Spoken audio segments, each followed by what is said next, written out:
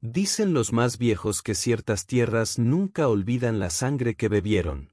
Que ciertas piedras, aun lavadas por siglos de lluvias, conservan el eco de los gritos que un día resonaron en ellas.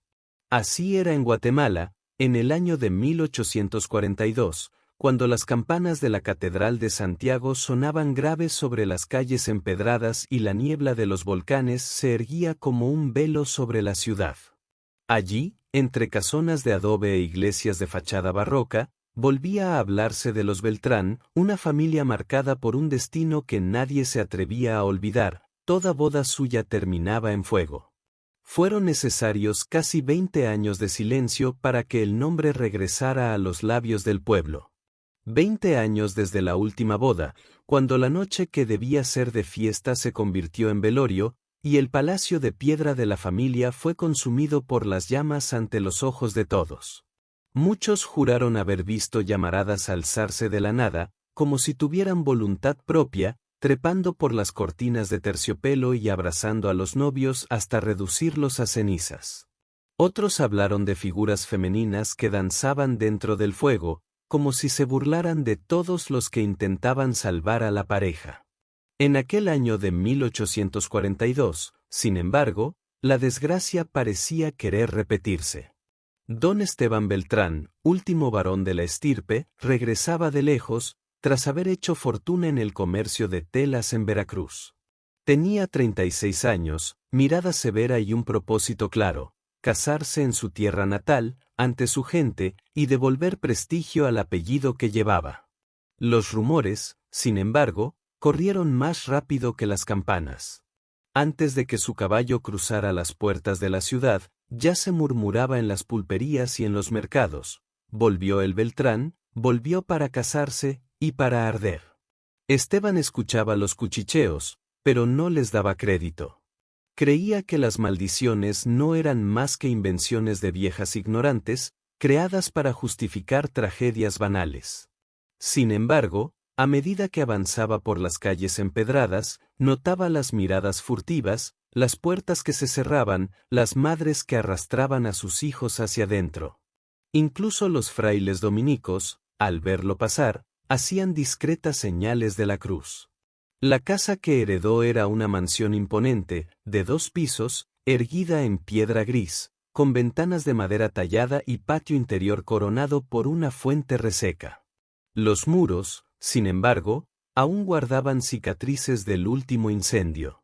Por más que los albañiles hubieran repintado, la sombra de las llamas parecía insistir, como si se hubiera impregnado en la piedra.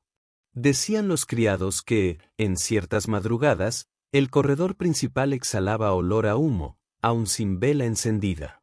Esa primera noche, después de recibir a los pocos sirvientes que aceptaron volver al servicio, Esteban subió al cuarto principal. Allí, sobre la mesa de noche, encontró un objeto que no reconoció: un pequeño crucifijo de plata, chamuscado en una de sus extremidades. Preguntó al viejo mayordomo Ignacio de dónde venía. El hombre, con voz temblorosa, respondió que no se atrevía a tocarlo, pues siempre reaparecía solo, aunque lo arrojaran fuera. Es la señal, patrón, el fuego aún vive en esta casa. Esteban lo ignoró, pero, al recostarse, sintió un leve calor en el aire, como si las paredes respiraran brasas. El noviazgo con doña Mercedes Aguilar, hija de un comerciante respetado, fue anunciado pocos días después. La noticia se propagó como viento y reavivó los recuerdos. El mercado hervía de historias antiguas, que la maldición había comenzado en 1761, cuando un Beltrán rechazado incendió la boda de la mujer que lo despreciara, maldiciendo con su locura a todos sus descendientes. Desde entonces, 3 generaciones habían probado el mismo final: fuego, gritos, cenizas. Las mujeres del pueblo comenzaron a murmurar oraciones al cruzarse con Mercedes, aconsejándole que no siguiera adelante. Pero ella, obstinada, decía que el amor era más fuerte que las leyendas.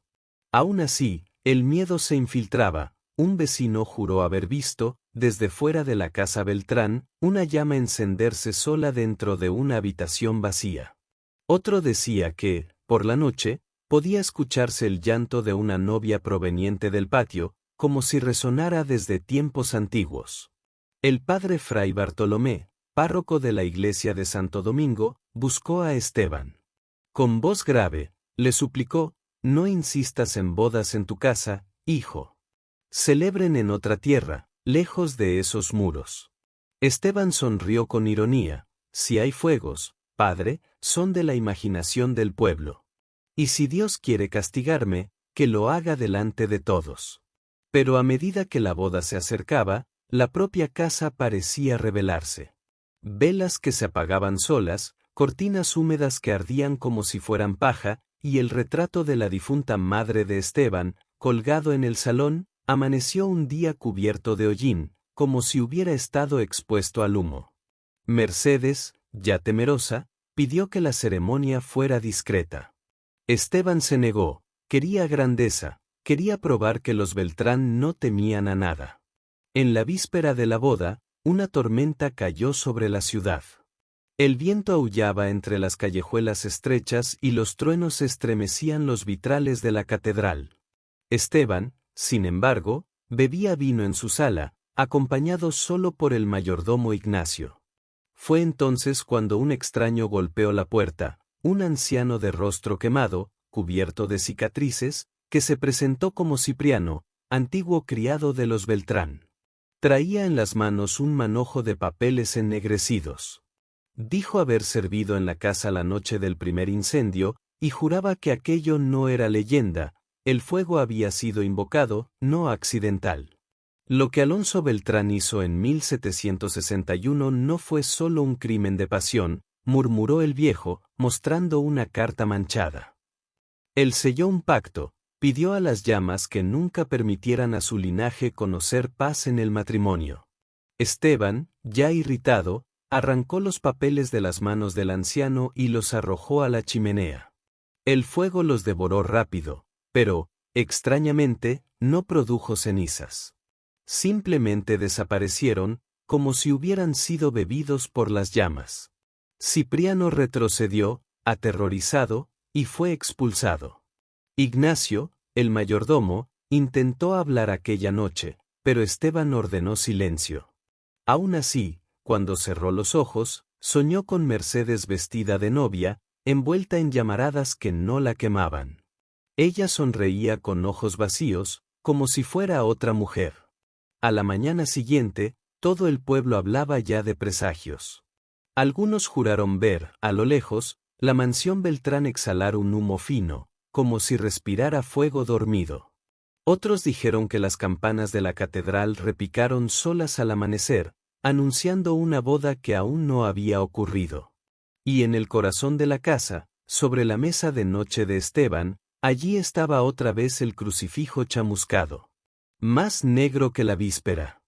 El anuncio de la boda de don Esteban Beltrán con doña Mercedes Aguilar se esparció como un viento incómodo por las empinadas calles de piedra de la ciudad. Las familias ricas murmuraban entre sí, con recelo, pero no dejaban de comentar, pues toda Guatemala conocía el peso de aquella unión. No era solo un matrimonio, era el regreso público de un apellido maldito a la escena social.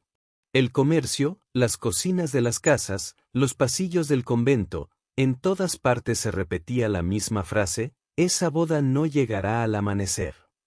Algunos decían que Mercedes había enloquecido por aceptar tal compromiso.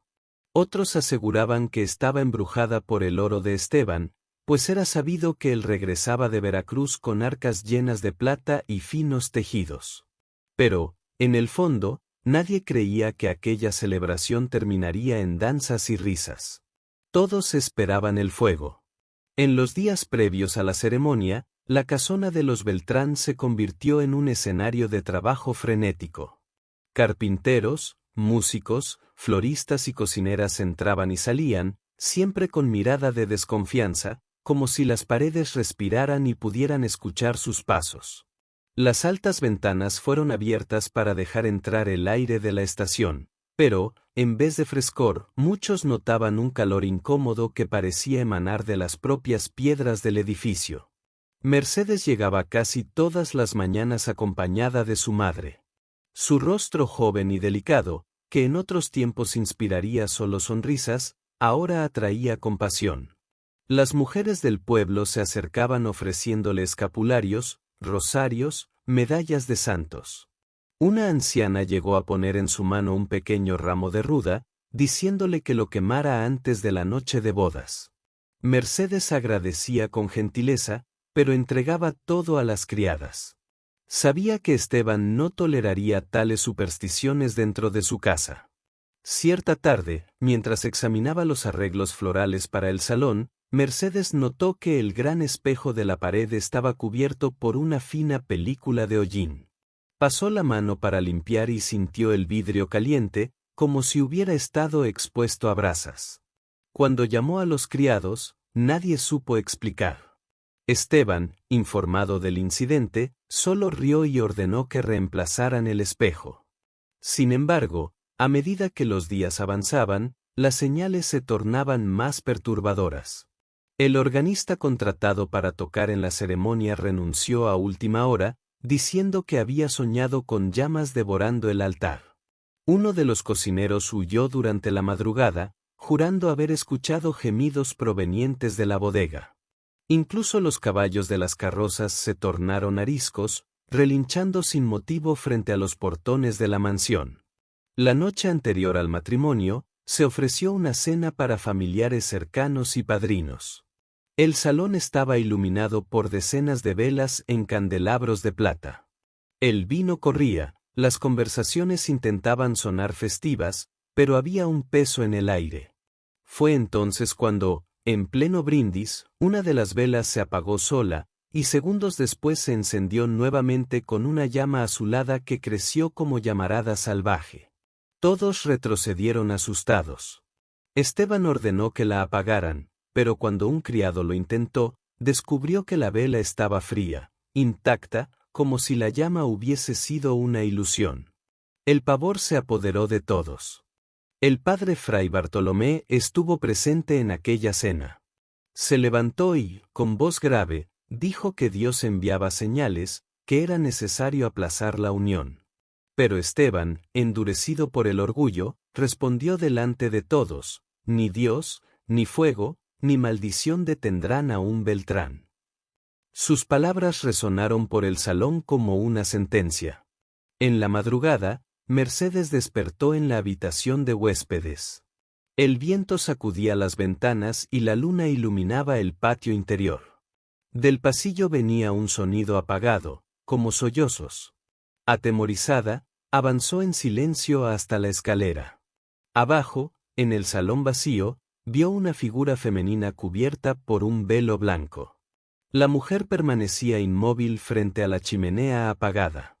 Cuando Mercedes la llamó, la figura levantó lentamente el rostro. El velo se deslizó y reveló solo un cráneo negro, chamuscado. En un instante, desapareció como humo. Mercedes gritó. Los sirvientes acudieron, pero no hallaron nada. Esteban, irritado, dijo que eran pesadillas alimentadas por rumores y amenazó con expulsar a cualquier criado que propagara aquella visión. Pero en lo íntimo, aunque no lo confesara, él también sentía la presencia de la maldición rondando. En la mañana de la boda, el cielo amaneció pesado, como cubierto de ceniza. Los invitados comenzaron a llegar, vestidos de gala, pero con miradas inseguras. Muchos venían por morbosa curiosidad más que por celebración. La catedral de Santiago se llenó de murmullos. A cada campanada, corrían historias. Unos decían que ya se percibía olor a humo en la nave central, otros juraban que las columnas temblaban, como presintiendo un incendio. Cuando Mercedes entró, vestida con el traje blanco bordado en Veracruz, reinó un silencio absoluto. Era hermosa, pero pálida, como si fuera conducida al sacrificio. Esteban, firme, la recibió ante el altar.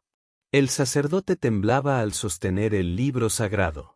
Inició los votos, pero antes de terminar la primera bendición, una vela del altar estalló, esparciendo cera derretida. El coro dejó de cantar. El padre tartamudeó, pero Esteban hizo señas para continuar. La ceremonia se concluyó en medio de la tensión. Al final, cuando el sacerdote los declaró marido y mujer, algunos juraron ver una sombra negra deslizarse entre las columnas de la iglesia. Otros sintieron calor en los pies, como si el suelo guardara brasas. Pero nada ocurrió. Al menos, no todavía. De regreso a la mansión, la recepción comenzó al atardecer. Los músicos intentaban tocar, pero sus violines se desafinaban solos. Las flores se marchitaban en pocas horas, como si hubiesen sido quemadas por un sol invisible. Y en el salón, cada vela parecía arder más alto de lo normal, proyectando sombras distorsionadas que recordaban figuras humanas en agonía. Mercedes, cada vez más asustada, se acercó a Esteban y le pidió que se marcharan, que abandonaran la fiesta y viajaran de inmediato. Él, altivo, se negó. Esta noche será la noche en que el nombre Beltrán renacerá. Cuando comenzó el primer baile, un crujido resonó en las vigas de madera. El sonido se extendió como un disparo. Muchos miraron hacia arriba y juraron ver chispas deslizándose desde el techo. Otros olieron queroseno, aunque no había nada allí. Aún así, la música siguió, la fiesta continuó, como si todos estuvieran hipnotizados por la expectativa del desastre. Y fue en ese instante, entre el sonido del violín y el giro de las parejas, que una cortina en el fondo del salón comenzó a arder sola. Primero una llama pequeña, luego un resplandor voraz que subió hasta el techo. Gritos resonaron, sillas cayeron, y el caos se expandió. Los invitados intentaban apagar el fuego con manteles y jarros de vino, pero la llama parecía huir, saltar, moverse como criatura viva. Esteban, armado de valor, intentó proteger a Mercedes, pero en sus ojos ya se reflejaba el miedo. Y con cada llamarada que surgía, quedaba claro para todos, la maldición de los Beltrán había despertado de nuevo. Y esa noche, el fuego no tenía prisa. Parecía saborear cada momento, iluminando la mansión como un altar de sacrificio. Cuando las puertas fueron abiertas a la fuerza, algunos invitados huyeron en pánico por las calles empedradas. Otros juraron haber visto, entre las llamas, la figura de una novia cubierta por velo negro, caminando serenamente como dueña de la casa. Toda la ciudad lo supo, la tragedia apenas comenzaba. Las primeras llamas que surgieron en la cortina se multiplicaron como si hubieran esperado aquel instante. En segundos, toda la tela ardió, lanzando un resplandor rojo sobre el salón. Los músicos abandonaron los instrumentos, las mujeres gritaron, los hombres corrían de un lado a otro intentando en vano encontrar agua. Pero cada jarra derramada parecía alimentar aún más el incendio, como si la propia casa tuviera sed de fuego. El calor se volvió insoportable. El techo crujía y las vigas estallaban como huesos partiéndose. Las flores se marchitaron de inmediato, y el perfume de las rosas se transformó en un olor acre a ceniza. El vino derramado en el suelo burbujeaba como sangre hirviente. Con cada llama que crecía, una sombra se dibujaba contra las paredes, figuras humanas retorcidas, como si el fuego trajera de vuelta a los muertos de la estirpe Beltrán. Mercedes, pálida como cera, intentaba respirar entre el humo. Sus ojos llorosos, su cuerpo tembloroso, pero no gritaba. Parecía hipnotizada, mirando una figura que solo ella veía, una novia cubierta por un velo oscuro, que surgía entre las llamas, avanzando paso a paso. Esteban la tiraba del brazo, intentando llevarla hacia la salida, pero cada puerta que abrían estaba tomada por el fuego. La mansión, viva, parecía cerrarse sobre ellos. El pánico se extendió entre los invitados. Algunos cayeron al suelo asfixiados, otros fueron pisoteados en la fuga desesperada. Las escaleras temblaron con el peso de la multitud, y muchos fueron aplastados contra las paredes. Niños lloraban, señoras rezaban en voz alta, pero las plegarias eran tragadas por el rugido de las llamas. A cada súplica, parecía que el fuego reía, elevándose más alto.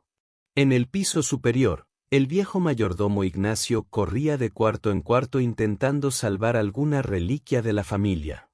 Pero al abrir un armario antiguo, encontró dentro una llama ya encendida, como si hubiera estado aguardando oculta. El fuego lo envolvió en un abrazo sin misericordia. Su grito fue escuchado por todos en el salón, pero pronto se apagó bajo el estruendo de las vigas que caían. Mercedes comenzó a desfallecer, sus rodillas cediendo, pero Esteban la levantó en brazos. La cargaba como quien carga su propio destino. Atravesaron el salón hacia la gran puerta de madera que daba al patio. Cuando Esteban la empujó, las bisagras gimieron, pero la puerta no cedió. Era como si una fuerza invisible la mantuviera cerrada. Golpeaba con los hombros, pateaba con furia, pero nada se abría. Detrás de ellos, el fuego avanzaba en oleadas, como si tuviera voluntad propia. Fue entonces cuando Mercedes susurró con voz casi apagada: «Ella está aquí». Esteban la miró, confuso. Ella señaló la parte alta de la escalera. Y allí, frente a todos los que aún quedaban en el salón, estaba la aparición, una novia cubierta con velo negro, inmóvil, mirándolos con un vacío absoluto. Las llamas no la tocaban. Su rostro no era humano, sino un cráneo carbonizado, los dientes expuestos en una sonrisa eterna. Algunos invitados cayeron de rodillas, convencidos de que veían a la propia muerte. Otros enloquecieron, arrojándose por las estrechas ventanas, rompiendo el vidrio con sus cuerpos. Los que lograban cruzar se lanzaban al patio, pero la ropa prendía fuego antes de tocar el suelo. La aparición descendió lentamente los escalones, y a cada paso las llamas se inclinaban ante ella. Esteban, desesperado, levantó un candelabro pesado y lo lanzó contra la visión. El objeto atravesó el velo como si fuera humo y cayó inofensivo al suelo. Entonces la novia levantó la mano, y en ese instante todas las velas del salón estallaron a la vez. Un resplandor cegó a todos. Cuando la visión de Esteban regresó, se dio cuenta de que Mercedes ya no estaba en sus brazos. Ella se encontraba a pocos pasos de él, inmóvil, mirando fijamente a la novia de velo negro. Su expresión ya no era de miedo, sino de entrega. Como si comprendiera algo que Esteban jamás comprendería. Él gritó su nombre, pero ella no respondió. Las llamas rodearon a Mercedes, formando un círculo perfecto. Esteban corrió hacia ella, pero una viga se desplomó entre ambos, bloqueando el paso. El calor lo lanzó hacia atrás, quemándole la piel. Del otro lado, a través de la cortina de fuego, vio a Mercedes sonreír por última vez, con una serenidad desconcertante. Entonces la novia de velo negro la envolvió en sus brazos, y juntas desaparecieron en el resplandor. Esteban rugió como un animal herido, intentando atravesar las llamas, pero manos lo detuvieron. Eran dos invitados sobrevivientes, que lo arrastraron a la fuerza hasta una ventana lateral. Con esfuerzo desesperado, lograron romper la reja de hierro y saltar al patio. Esteban rodó por el suelo, tosiendo, la piel marcada por las quemaduras. Cuando levantó la vista, vio la mansión entera ardiendo como un altar ofrecido a dioses crueles. En la calle, el pueblo observaba horrorizado. Las llamas iluminaban toda la ciudad, y la campana de la catedral repicaba sola, como si anunciara un funeral. El cielo estaba rojo, y del fuego parecía elevarse un canto fúnebre, como lamento de mujeres. Muchos se arrodillaron, convencidos de que presenciaban el juicio de Dios. Esteban, de rodillas, intentó rezar, pero las palabras no salían. Todo lo que sentía era el calor de la maldición sobre su piel y la certeza de que Mercedes no volvería. En sus oídos aún resonaba la risa de la novia de velo negro. La mansión Beltrán resistió hasta el amanecer. Cuando finalmente las paredes colapsaron, solo quedó un montón de cenizas humeantes. Entre ellas, algunos afirmaron haber visto un crucifijo chamuscado, siempre el mismo, intacto en medio de las ruinas. Otros juraron que, por un instante, Una figura de novia caminó sobre las brasas antes de desvanecerse con el viento. La ciudad jamás olvidó aquella noche. Y muchos murmuraban, en voz baja, que no sería la última. Porque mientras existiera un Beltrán vivo, el fuego volvería a reclamar su herencia. La madrugada no trajo silencio, solo un cansancio pesado que cayó sobre toda la ciudad. El incendio de la mansión Beltrán se prolongó hasta el amanecer, escupiendo chispas contra las ventanas vecinas y tiñendo los muros de la ciudad con reflejos rojos. Cuando las campanas de la catedral finalmente callaron, el humo ya formaba una muralla negra que parecía no disiparse. El viento arrojaba cenizas sobre los tejados, cubriendo las piedras de las calles como una nieve maldita. Al amanecer, grupos de hombres y mujeres se acercaron a las ruinas. Ningún canto de pájaro osaba romper el silencio. Los perros, que habitualmente rondaban las ferias en busca de huesos, ahora se mantenían a distancia, aullando desde lejos como si percibieran algo que los humanos no podían ver. El aire olía a carne quemada, a madera carbonizada, a hierro retorcido.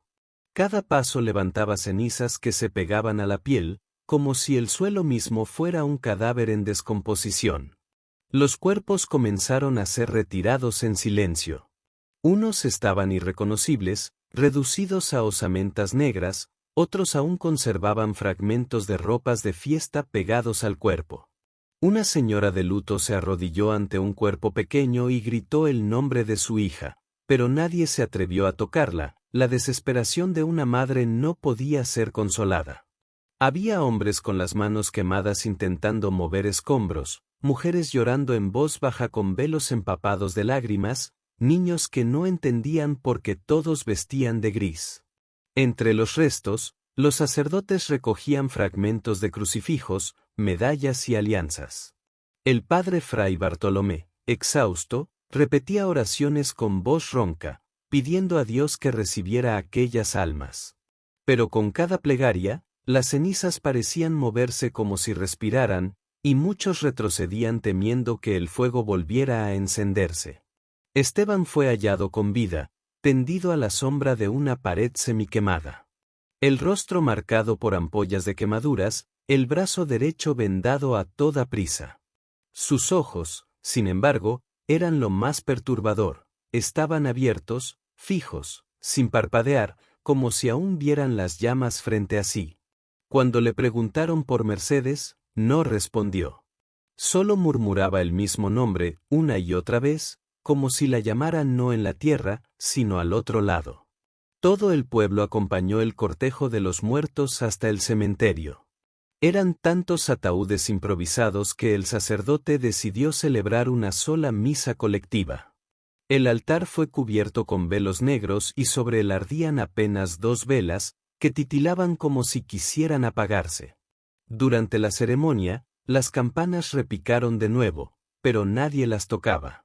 El sonido resonaba solo, metálico, arrastrado, como si se burlara de las oraciones. Muchos fieles abandonaron la iglesia apresurados, convencidos de que hasta las paredes del templo estaban contaminadas por el fuego de los Beltrán. La ciudad entró en luto. Las tabernas cerraron, las calles quedaron desiertas, los mercados funcionaban en silencio. Durante semanas nadie se atrevió a celebrar, cantar o tocar música. Era como si toda Guatemala hubiera ardido junto con la mansión. Pero había quienes susurraban otras historias. Viejas decían que entre los cuerpos no se halló el de Mercedes. Que quizá ella había sido llevada por las llamas, no como víctima, sino como ofrenda. Algunos juraron haber visto, a la mañana siguiente, una figura vestida de blanco y con el rostro carbonizado vagando entre las tumbas antes de desvanecerse en la niebla. Otros afirmaban haber escuchado su risa alrededor del cementerio, leve y distante. Esteban fue llevado a la casa de un tío lejano, donde recibió cuidados de médicos de provincia. Sus heridas físicas comenzaron a cicatrizar, pero no las del alma. De noche, gritaba el nombre de Mercedes, decía verla al borde de la cama, llamándolo para que la siguiera. El tío mandó traer monjas para vigilar su sueño, pero ninguna soportaba permanecer en la habitación después de la medianoche. Todas salían temblando, jurando haber visto velos negros moviéndose solos, sombras arrastrándose por las paredes. El pueblo empezó a evitarlo. Los niños tenían prohibido acercarse a su casa, y las mujeres se santiguaban cuando él pasaba. Para todos, Esteban ya no era un hombre, sino el último hilo que mantenía a la ciudad unida a la maldición de los Beltrán. Decían que mientras él respirara, el fuego volvería. En las noches de luna llena, el humo de las ruinas parecía reavivarse. Muchos vecinos aseguraban que, al pasar cerca, escuchaban música de fiesta, copas brindando, pasos de baile, y poco después gritos y el crujir de la madera ardiendo. La casona, aún reducida a cenizas, seguía repitiendo la misma boda noche tras noche, como un eco eterno. El luto colectivo no trajo olvido. Trajo miedo. Y en la Guatemala de 1842, nadie se atrevía a pronunciar el nombre Beltrán en voz alta. Era como si invocar ese nombre fuera a encender una llama invisible. Y en el cuarto oscuro, Esteban permanecía sentado, mirando al vacío, sosteniendo entre sus manos el mismo crucifijo chamuscado que siempre regresaba, sin importar cuántas veces fuera arrojado lejos. O mes de novembro trauxe chuvas pesadas a Guatemala, mas nem mesmo a água dos céus parecía capaz de apagar o que habíase instalado no coracao da cidade. A cada relámpago, o clarao iluminaba as ruínas da Mansao Beltrán, que permanecían fumegando en silencio, como se ainda guardasen brasas escondidas debaixo das pedras. Os moradores evitaban pasar pela rúa en que ficaba o casarao, preferían dar voltas longas, mesmo a noite, só para não sentir o cheiro que ainda pairaba no ar, uma mistura de madeira queimada e cera derretida. Esteban, recolhido na casa do tío, raramente saía do cuarto. Seu rosto estaba desfigurado por cicatrices, a pele marcada en manchas escuras. Mas o que máis impresionaba era o olar. Já não había altivez en seus solos, apenas uma fixidez perturbadora, como se él estivese preso a alguma cena invisível que se repetía sem descanso. Muitas veces murmuraba socino, e quen pasaba pela porta juraba ouvir trechos devotos de casamento misturados a gemidos de dor. Foi nese tempo que surgiu novamente a figura do Velocipriano, o criado de rosto queimado que había aparecido na véspera da boda. Ninguén soube dizer de onde ele vio, mas de repente estaba a porta da casa do tío, trazendo consigo uma caixa de madeira escurecida. Dice que había sido enterrada há décadas nos fundos da antiga adega dos Beltrán, e que o incendio revelara seu esconderijo. Dentro da caixa estaban papéis frágeis, manchados de fuligem e con cheiro de fumaca, embora nunca tivesen tocado fogo directamente. Eran cartas, diarios, anotacoes feitas con caligrafía nervosa. Cipriano entregóos a Esteban como uma advertencia, aquí está a raíz de sua maldicao. Se tiver coragem, leía. Se nao, queime. Mas saiba, o fogo nao destrói o que pertence ao fogo. Contra o conselho do tío, Esteban abriu a primeira carta. A tinta estaba borrada, mas ainda legível. Era datada de 1761, e trazia a asinatura de Alonso Beltrán. Ali, en poucas linas, confesaba súa intencao de arruinar a boda de Consuelo Ávila, a muller que había escolhido outro homem. Escrevia sobre seu odio, sobre a chama que crecia en seu coracao, e relataba ter procurado curandeiro das montanas que LH ensinara palabras prohibidas, rezas invertidas diante de uma fogueira acesa a medianoite. Juro diante das chamas eternas que nenún Beltrán conocerá júbilo en bodas. Que cada enlace seja devolvido ao fogo, como preco do meu amor traído. As maos de Esteban tremerán ao terminar a leitura. Jogou a carta no fogo da lareira, mas o papel nao se consumiu. Apenas brilou com luz vermela e permaneceu intacto. Asustado, puxou as demais folas. Había relatos de Jeracoes seguintes, cada uma descrevendo como a maldicao se manifestara, en 1793, cuando una prima distante morreu queimada dentro da carruajem nupcial, en 1830, cuando casal pereceu após o teto de sua casa de sabarem chamas na noite de nupcias. Cada relato vina escrito en maos diferentes, como se os propios Beltrán tivésem se condenado a registrar sua tragedia, Jeracao após Jeracao. Esteban Nao conseguía alargar aquelas páginas.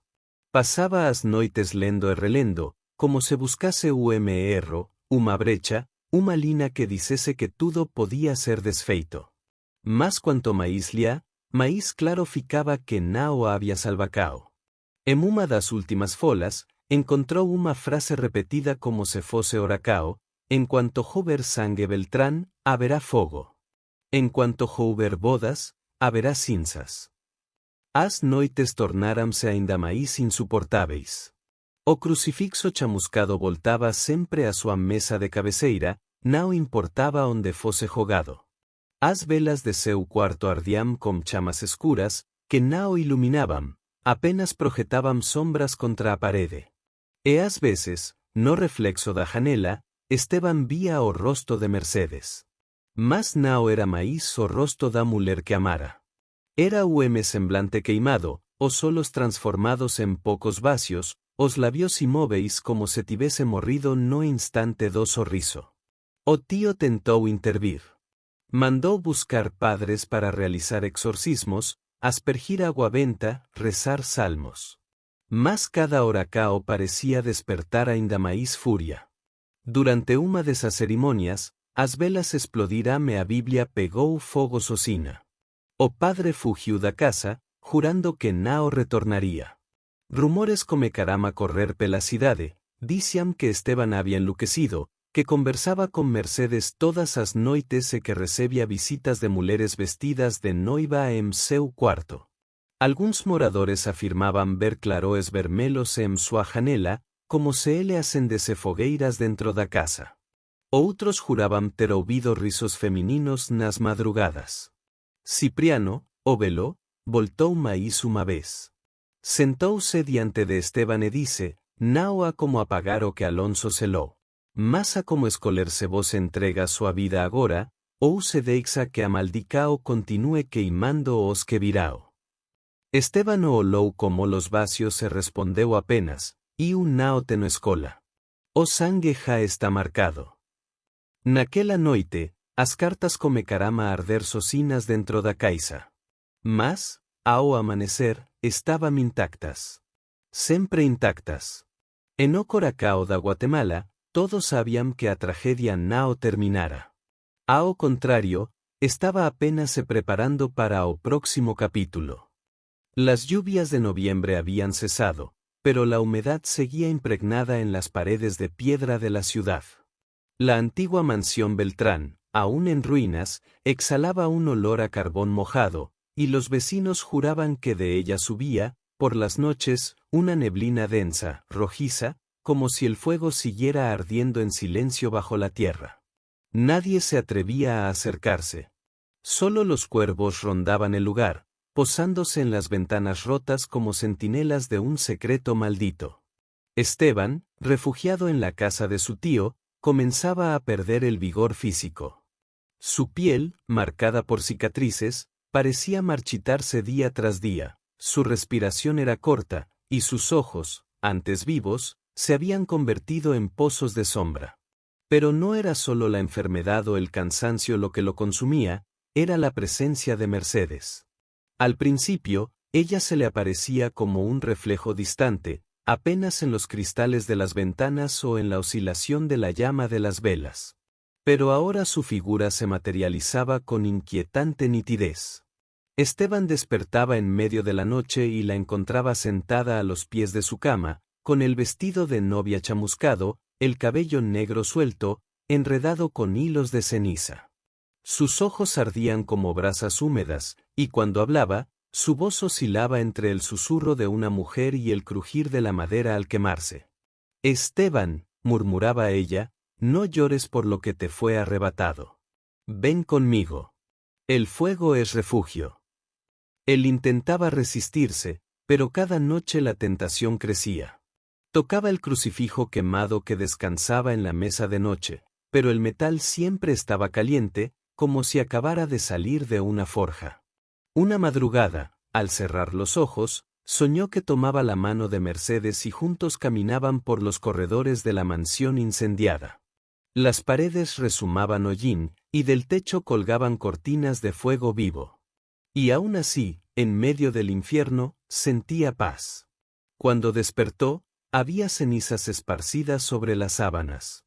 No supo decir si las había traído del sueño o si alguien, algo, las había colocado allí mientras dormía. El tío, alarmado, intentó llevarlo lejos, a casa de parientes en Antigua. Pero Esteban se negó con vehemencia. No puedo huir, tío. El fuego siempre encuentra a los Beltrán. Aquí o en cualquier lugar. Mientras tanto, los rumores crecían en el pueblo. Se hablaba de otra boda cercana, un primo lejano que planeaba unirse a la hija de un comerciante de la capital. Y todos sabían, si el enlace se concretaba, el fuego volvería a reclamar. El pueblo murmuraba que era mejor romper el compromiso antes de que la tragedia se extendiera. Algunos incluso sugerían que ningún Beltrán debía casarse jamás, como si el celibato fuera la única manera de engañar a la maldición. Pero nadie osaba decirlo en voz alta frente a Esteban. El tormento, sin embargo, no se limitaba a él. Criados y vecinos empezaron a relatar apariciones. Una lavandera juró haber visto a una mujer vestida de novia caminando entre las ruinas de la mansión, iluminada por llamas invisibles. Un cochero que pasaba de noche describió haber escuchado risas apagadas, como de fiesta interrumpida, provenientes de las paredes carbonizadas. Incluso el sacristán de la parroquia relató haber encontrado el altar cubierto de cenizas una mañana de domingo, aunque nadie había encendido velas la noche anterior. Esteban, cada vez más consumido, ya no distinguía a Mercedes de la realidad. Pasaba horas hablando solo, pero quienes se acercaban a su habitación escuchaban respuestas nítidas en voz femenina, como si hubiera dos en el recinto. Algunas veces, el olor a quemado se esparcía por la casa, obligando a los criados a abrir ventanas aún bajo la lluvia fría.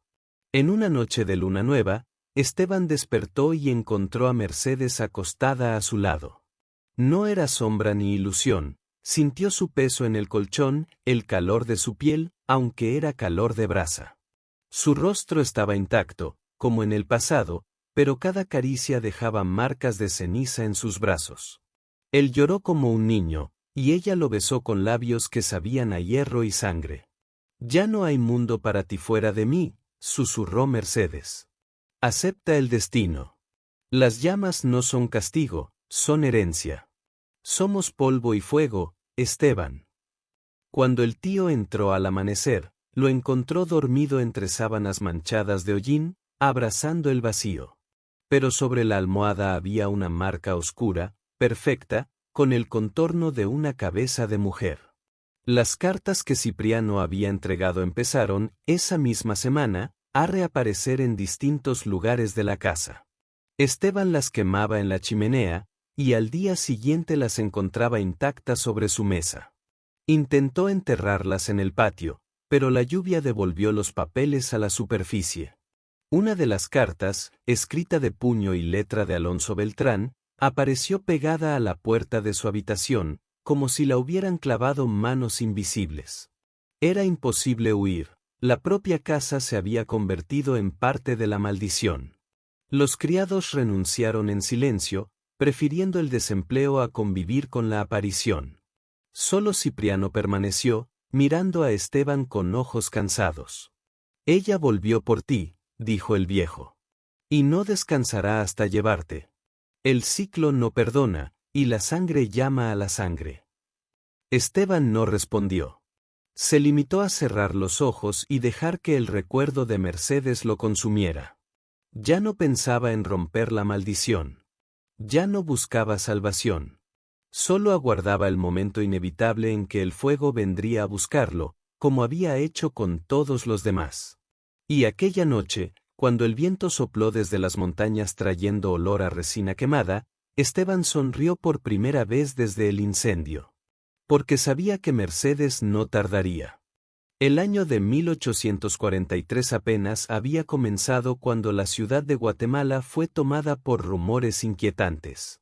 Habían pasado poco más de 3 meses desde la tragedia en la mansión de los Beltrán, y aún se veían restos de la ruina como cicatrices abiertas en el corazón del barrio. El viento que soplaba entre las piedras negras de las paredes quemadas llevaba un olor persistente a carbón húmedo, recordando a todos que aquellas llamas no habían sido un fuego común, sino parte de algo que se negaba a apagarse. Aún así, contra todo buen juicio, un nuevo enlace fue anunciado. Rafael Beltrán, primo lejano de Esteban, había prometido matrimonio a la joven Inés Cifuentes, hija de un comerciante influyente de la capital. La noticia no trajo alegría, como era costumbre. No hubo cortejos de serenatas, ni invitaciones festivas en las esquinas, tampoco sonrisas cómplices de las vecinas al hablar de vestidos de novia. El anuncio cayó sobre la ciudad como una sentencia, todos sabían lo que significaba una nueva boda Beltrán. En las ferias y mercados, las mujeres murmuraban entre dientes. No han aprendido. El fuego volverá otra vez. Los hombres, al regresar de las ventas de café y telas, comentaban en tono grave. Un Beltrán no puede casarse. Es su destino. A pesar de ello, la boda fue marcada para finales de febrero, en la iglesia de San Sebastián, una de las más antiguas de la ciudad, construida en piedra y con altar dorado. El padre de Rafael, un hombre altivo, afirmaba en público que las maldiciones no son más que cuentos de comadres y que la unión probaría que los Beltrán aún tenían prestigio y fuerza. La víspera de la ceremonia, las señales comenzaron. El pozo central de la plaza amaneció con el agua turbia, de color rojizo, como mezclada con óxido. Esa misma mañana, gallinas fueron halladas muertas en los patios, sin heridas, pero con las plumas chamuscadas en las puntas, como si una brasa hubiera pasado sobre ellas durante la noche. Por la tarde, nubes pesadas cubrieron el cielo, pero no cayó ni una gota de lluvia. En su lugar, un viento caliente sopló, resecando las calles y levantando un polvo incandescente que hacía arder los ojos. Los caballos relinchaban descontrolados, negándose a acercarse a la iglesia donde serían preparados los carruajes nupciales. Y en la casa donde Esteban permanecía recluido, Mercedes regresó. Primero la vio reflejada en el espejo del armario, el rostro chamuscado, pero sonriente, como si se burlara del destino. Después, escuchó su voz al pie de la cama.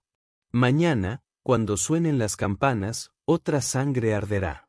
Y lo verás, Esteban. Porque el fuego no abandona a los Beltrán, solo duerme hasta la próxima boda.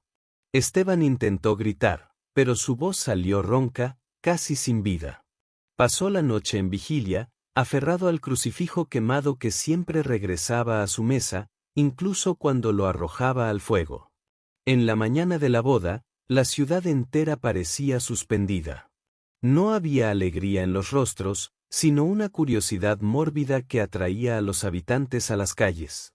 El cortejo de los novios salió de la casa de los Cifuentes, con músicos contratados tocando violines, pero las melodías sonaban fúnebres, aun siendo festivas.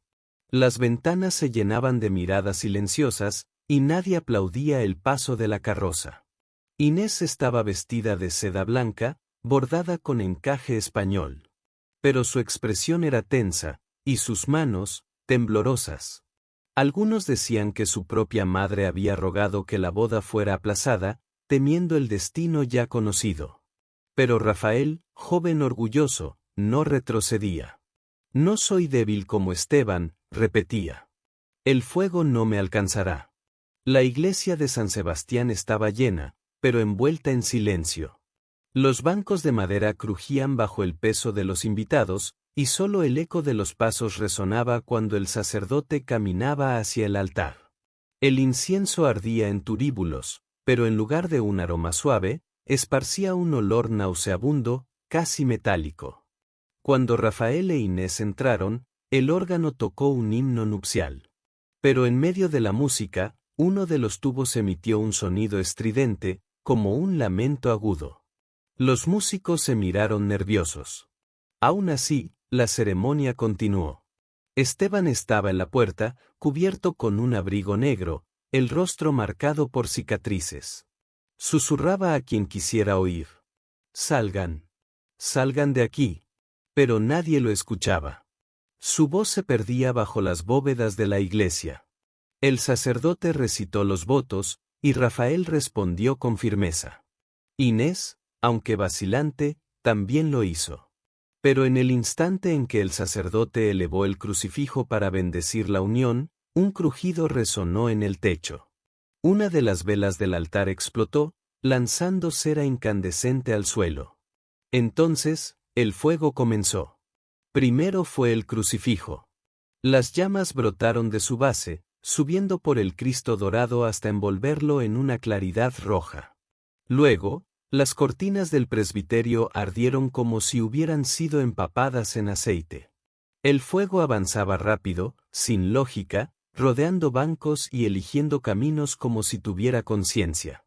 Los invitados entraron en pánico. Las mujeres gritaban, los niños eran alzados en brazos, los hombres intentaban derribar las puertas de madera gruesa, pero las cerraduras parecían selladas por manos invisibles. Las llamas descendieron por el pasillo central, y en pocos instantes rodearon a Rafael e Inés. Él la sujetaba con fuerza, tratando de arrastrarla, pero las llamaradas se elevaron en un círculo perfecto alrededor de ellos. El calor era insoportable, el aire se había vuelto humo. Y fue en ese instante cuando Esteban la vio. Ella caminaba entre los bancos incendiados, el vestido de novia en llamas, pero el cuerpo intacto. El rostro era bello y trágico, mitad preservado, mitad marcado por quemaduras. Se acercó a los novios y se inclinó sobre ellos con una sonrisa serena. Nadie más la vio. Solo Esteban. Y para él, su susurro resonó como sentencia. Lo prometí. Ningún Beltrán conocerá paz en el matrimonio. El grito de Inés resonó por toda la iglesia cuando su vestido prendió fuego. Rafael intentó cubrirla, pero cayó también, consumido. Las torres de la iglesia temblaron. La madera antigua crujía como huesos quebrándose. El techo se desplomó parcialmente, arrojando brasas sobre los fieles que aún intentaban huir. Muchos no lo lograron. La campana principal, al desprenderse, cayó en el pasillo, aplastando a los que corrían. Afuera, la ciudad entera observaba impotente. Las puertas finalmente se abrieron con estrépito, y algunos escaparon, quemados, cubiertos de hollín, los ojos en estado de shock. Otros jamás regresaron. La iglesia de San Sebastián se transformó en pira. El humo se alzó como una columna negra, tiñendo el cielo de la tarde. Y entre el humo, algunos juraron ver siluetas femeninas danzando en círculo, vestidas de blanco, girando como si celebraran. Cuando la campana menor sonó por última vez, solo quedaban ruinas ardientes. Rafael e Inés nunca fueron encontrados enteros, solo huesos carbonizados juntos, como si la maldición se hubiera divertido uniendo amor y ceniza. Esteban cayó de rodillas en la plaza, el rostro iluminado por las llamas, y murmuró entre dientes: «Nunca, nunca se romperá». Y en ese murmullo había certeza, cada boda futura traería el mismo destino. Después de la tragedia en San Sebastián, la ciudad se hundió en silencio. Las campanas fueron retiradas, las puertas de la iglesia selladas, y el barrio alrededor se volvió desierto, como si la propia tierra hubiera sido maldita. Donde antes corrían niños, ahora solo se veía polvo y restos de ceniza. Los habitantes evitaban incluso pronunciar el nombre de los Beltrán en voz alta. Pero Esteban no podía aceptar simplemente esperar el próximo ciclo. Las noches lo desgarraban, Mercedes aparecía sentada a su cabecera, a veces acariciándole el cabello, a veces susurrando rezos invertidos que él no comprendía. El crucifijo quemado volvía siempre a su mesa, caliente como hierro forjado. Y en cada aparición, Esteban sentía que parte de su alma se desprendía. Fue entonces cuando decidió buscar salvación. Primero, llamó al padre Bartolomé, el mismo que había intentado rezar por los muertos en la mansión. El viejo sacerdote vino, aunque de mala gana, trayendo agua bendita y un misal gastado. Ordenó que Esteban se arrodillara e inició el ritual. Pero, en medio de la oración, el crucifijo que el sacerdote levantaba se incendió por sí solo, la llama subiendo por su brazo hasta quemarle la sotana. El padre gritó, dejando caer el objeto. El fuego se apagó al tocar el suelo, pero la marca en su mano permaneció, como si hubiera sostenido hierro al rojo vivo. Temblando, Bartolomé declaró: «Esto no es obra de hombres. Ningún sacramento podrá romper lo que fue sellado en sangre». Y se fue, sin mirar atrás. Desesperado, Esteban buscó entonces a las curanderas que vivían en las laderas, mujeres que trabajaban con hierbas y rezos antiguos. Una de ellas, llamada Dominga, le preparó baños de ruda y caléndula, rezó oraciones indígenas mezcladas con letanías cristianas. Durante 3 noches, encendió hogueras alrededor de su cama, murmurando para quemar el mal. En la 4ª madrugada, Esteban despertó envuelto en humo. Las cenizas no eran de las hogueras, sino de brasas que habían surgido dentro de la propia habitación. Dominga cayó de rodillas, los ojos desorbitados. No es un espíritu común. No es un alma en pena. Es una corriente de maldición. Ni santo, ni Dios, ni planta lo deshace. Y huyó, dejando atrás sus instrumentos. Por último, Esteban fue llevado hasta una mujer que vivía casi olvidada, en las montañas. La llamaban simplemente la vieja, una figura que todos temían, pero que algunos juraban haber visto curar posesiones y enfermedades sin nombre. La anciana tenía los ojos lechosos, como si ya no viera, pero cuando Esteban se acercó, rió con dientes podridos. «Ya sé quién camina contigo, hijo de Beltrán. Ella no es solo tu novia, ella es tu condena». Entonces preparó un círculo de sal gruesa y velas negras, ordenando que Esteban se quedara en el centro. Comenzó a cantar en lengua antigua, palabras que sonaban como piedras arrastradas por el río. Las velas ardieron con más fuerza, y por un instante Esteban sintió que la respiración de Mercedes se alejaba. Pero de pronto, una ráfaga de viento apagó las llamas. El círculo de sal se rompió, y la figura de Mercedes apareció entera ante ellos, no como fantasma, sino como mujer viva, con un vestido de novia quemado. Sus ojos eran 2 carbones incandescentes. La vieja cayó hacia atrás, el pecho agitado. «Ni yo, ni nadie. El pacto fue sellado hace generaciones. El fuego es tu sangre. No se deshace». Esteban gritó, pero Mercedes solo sonrió y desapareció, dejando tras de sí un rastro de ceniza que se esparció por el suelo. No quedaba ningún recurso. Esteban intentó huir, pero dondequiera que fuese, las visiones lo seguían. En los caminos, veía a Mercedes caminar entre los arbustos, en las posadas, despertaba con olor a quemado, incluso en los sueños, ella lo guiaba de regreso a las ruinas de la mansión. Con el tiempo, dejó de buscar ayuda. Se sentó en silencio, aceptando que la maldición no podía romperse. Comprendió, con horror, que su destino no era escapar, sino permanecer vivo solo lo suficiente para presenciar cada nuevo ciclo de fuego. Y una noche, frente al espejo agrietado de su habitación, vio no solo a Mercedes, sino a todos los Beltrán que habían ardido. Hombres, mujeres, niños, todos vestidos como en el momento de sus bodas. Estaban en círculo, sonriendo, esperándolo. Fue entonces cuando comprendió, no era víctima. Era heredero. Y mientras respirara, la llama nunca se extinguiría. Esteban ya no vivía como hombre, sino como sombra. Sus días transcurrían sentado frente a la ventana, con la mirada fija en las calles vacías, el cuerpo cada vez más consumido. Las cicatrices que el fuego había dejado en su piel parecían profundizarse, como si ardieran de nuevo todas las noches. Apenas comía, Aceptaba unos sorbos de vino o caldo aguado, y muchas veces lo encontraban murmurando solo, llamando a Mercedes como si ella estuviera a pocos pasos.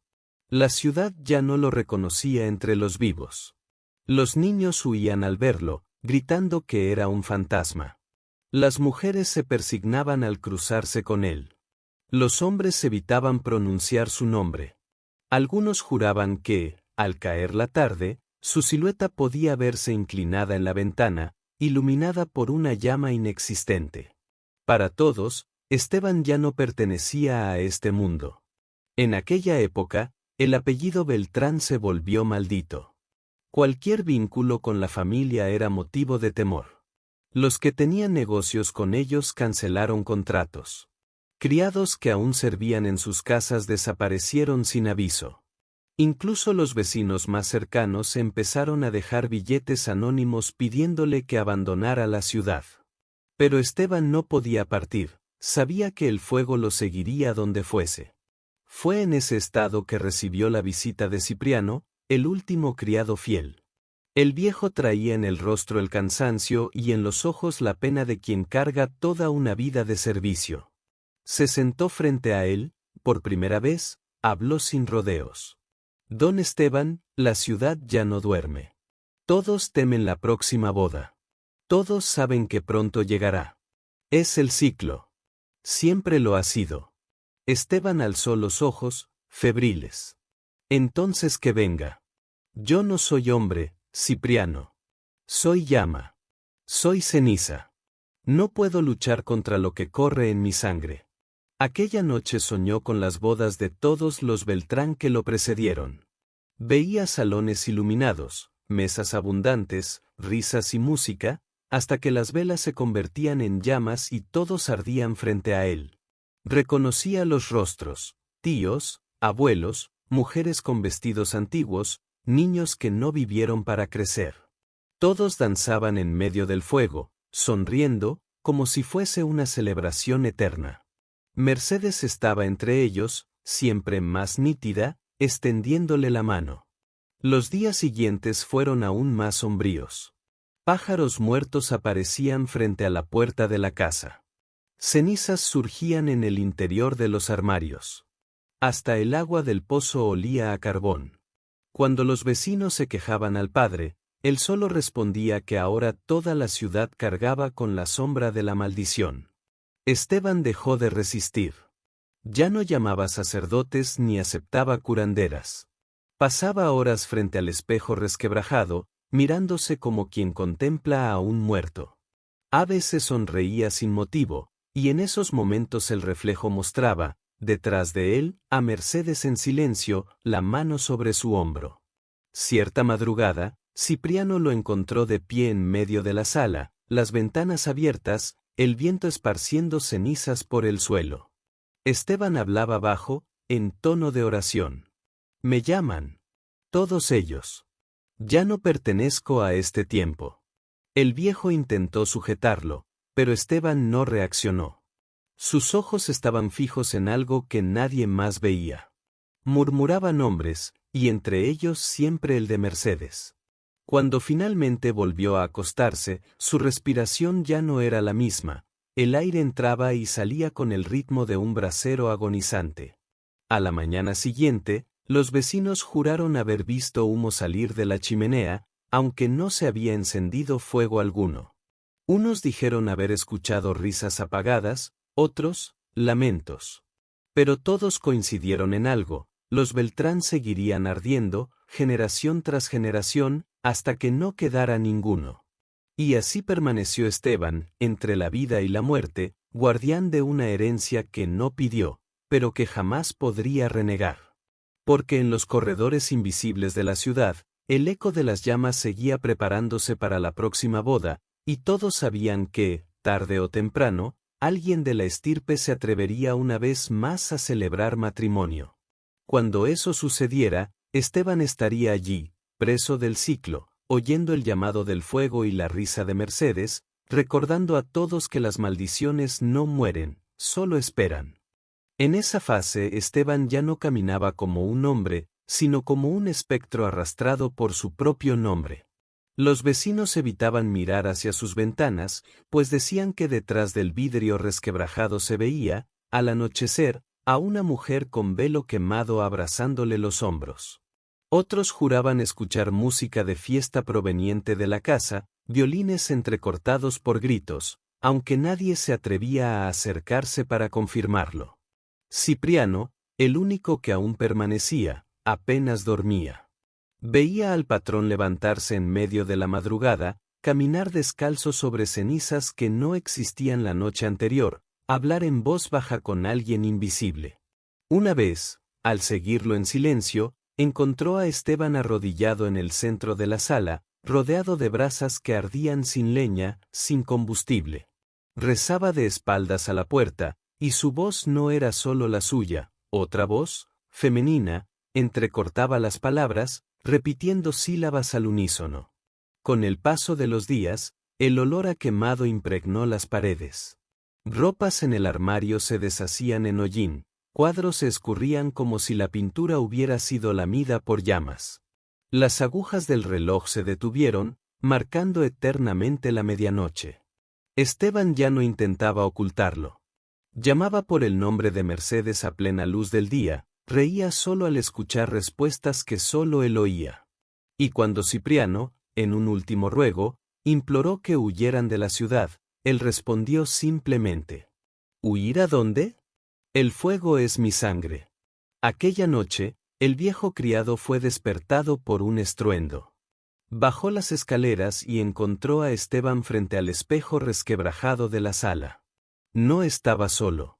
A su alrededor, en círculo, se veían a todos los Beltrán muertos en sus bodas, hombres, mujeres, incluso niños con trajes de fiesta, inmóviles, sonriendo con labios grises.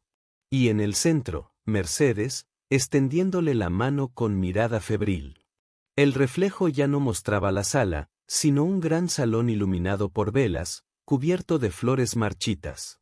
Las llamas danzaban en los candelabros, y los invitados espectrales aplaudían en silencio, como aguardando el próximo matrimonio. Cipriano gritó, pero la visión no se deshizo. Esteban se volvió hacia él, y los ojos que alguna vez fueron humanos eran ahora carbones incandescentes. Sonrió con serenidad y susurró: no soy el último. Seré el guardián. Cuando llegue la próxima boda, estaré allí para abrir el fuego y recibirlos. Al instante, el espejo crujió y se partió en fragmentos que reflejaban las mismas llamas. En el suelo ya no quedaba Esteban, solo cenizas calientes esparcidas como si alguien hubiera ardido en silencio. Cipriano huyó, pero jamás logró abandonar la ciudad. Murió años después, murmurando que aún escuchaba música de fiesta salir de las ruinas. Y los que sobrevivieron sabían, en secreto, que la maldición jamás se rompería. Porque los Beltrán no morían en el fuego. Vivían en él. Y cada generación estaba condenada a arder de nuevo, hasta el fin de los tiempos. Si has llegado hasta aquí, es porque tuviste el valor de escuchar hasta el final. Pero dime, ¿te atreverías a entrar en una boda marcada por el fuego eterno, sabiendo que tal vez nunca salgas? Deja tu respuesta en los comentarios, no olvides suscribirte y activar la campanita.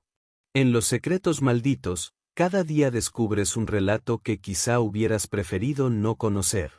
Pero cuidado, algunas maldiciones no queman solo a los que se casan, sino a todos los que se atreven a escuchar su historia.